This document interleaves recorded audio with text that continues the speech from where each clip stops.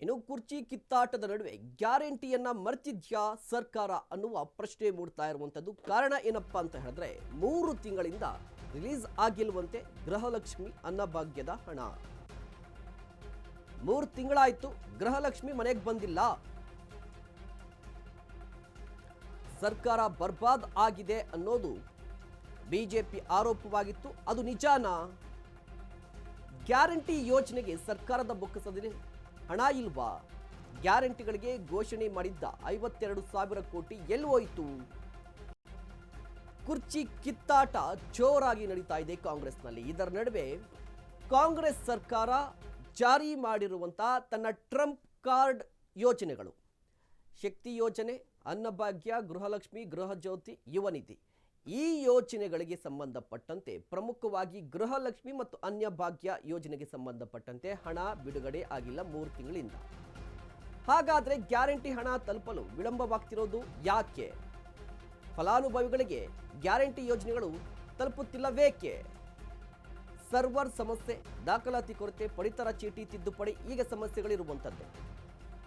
ದಾಖಲೆಗಳ ಬದಲಾವಣೆಯಿಂದ ಅಕೌಂಟ್ಗೆ ಜಮೆ ಆಗದ ಹಣ, ಸಾಕಷ್ಟು ಗೊಂದಲ ಇರುವಂಥದ್ದು. ಸಾಕಷ್ಟು ಕಾರಣಗಳಿಗಾಗಿ ಹಣ ಹೋಗ್ತಾ ಇಲ್ಲ. ಈ ಸಮಸ್ಯೆಯನ್ನು ಬಗೆಹರಿಸೋದು ಯಾವಾಗ?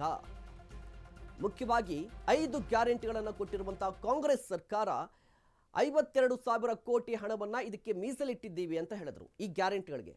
ಹಾಗಾದರೆ ಆ ಹಣ ಎಲ್ಲಿ ಹೋಗ್ತಾ ಇದೆ?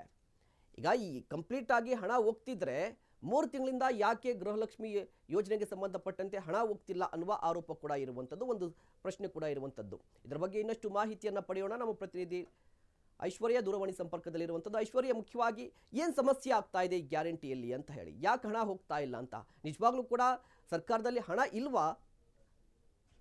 ಖಂಡಿತ ಮಹೇಶ್, ಏನ್ ಸದ್ಯ ಕಾಂಗ್ರೆಸ್ ಸರ್ಕಾರದ ಪಂಚ ಗ್ಯಾರಂಟಿಗಳು ಏನಿದೆ, ಸಿದ್ದರಾಮಯ್ಯ ಅವರ ಸರ್ಕಾರದ ಮಹತ್ವದ ಯೋಜನೆ ಅಂತ ಹೇಳ್ಬೋದು. ಇದರಲ್ಲಿ ಬಹುಮುಖ್ಯವಾಗಿರುವಂತದ್ದು ಅನ್ನಭಾಗ್ಯ ಮತ್ತು ಗೃಹಲಕ್ಷ್ಮಿ ಯೋಜನೆ ಅಂತ ಹೇಳ್ಬೋದು. ಈ 2 ಯೋಜನೆಗಳಿಗೆ ಏನ್ ಮಹಿಳೆಯರು ಸಿದ್ಧಾಗಿದ್ರು ಅಂತ ಹೇಳ್ಬೋದು. ಏನ್ 2 ಯೋಜನೆಗಳು ಏನ್ ಜಾರಿ ಮಾಡಿದ್ದು ಕಾಂಗ್ರೆಸ್ ಸರ್ಕಾರ, ಕಾಂಗ್ರೆಸ್ ಸರ್ಕಾರದ ವಿಚಾರಕ್ಕೆ ಮಹಿಳೆಯರು ಸಿದ್ಧಾಗಿದ್ರು ಅಂತ ಹೇಳ್ಬೋದು. ಆದ್ರೆ ಕಳೆದ 3-4 ತಿಂಗಳಿಂದ ಏನು ಈ ಗ್ಯಾರಂಟಿ ಯೋಜನೆಗಳ ಹಣ ಏನು ಜಮಾ ಆಗ್ತಿರೋದು ಒಂದು ಕಡೆ ಮಹಿಳೆಯರಲ್ಲಿ ಆಕ್ರೋಶ ವ್ಯಕ್ತವಾಗ್ತಿದೆ ಅಂತ ಹೇಳ್ಬೋದು. ಹೋಗಿ ಏನು ನಮ್ಗೆ ಈ ತರ ಹಣ ಇನ್ನು ಬಂದಿಲ್ಲ ಅಂತ ಏನು ಹೋಗಿ ಮಹಿಳೆಯರು ಏನು ವಿಚಾರಿಸ್ತಾರೆ, ಆ ವಿಚಾರಿಸೋ ಟೈಮಲ್ಲಿ ಏನು ಅಧಿಕಾರಿಗಳು ಹೇಳ್ತಿರುವಂತದ್ದು ಒಂದು ಕಡೆ ಸರ್ವರ್ನ ಸಮಸ್ಯೆಗಳು. ಧನ್ಯವಾದ ಐಶ್ವರ್ಯ ತಮ್ಮೆಲ್ಲ ಮಾಹಿತಿಗಾಗಿ.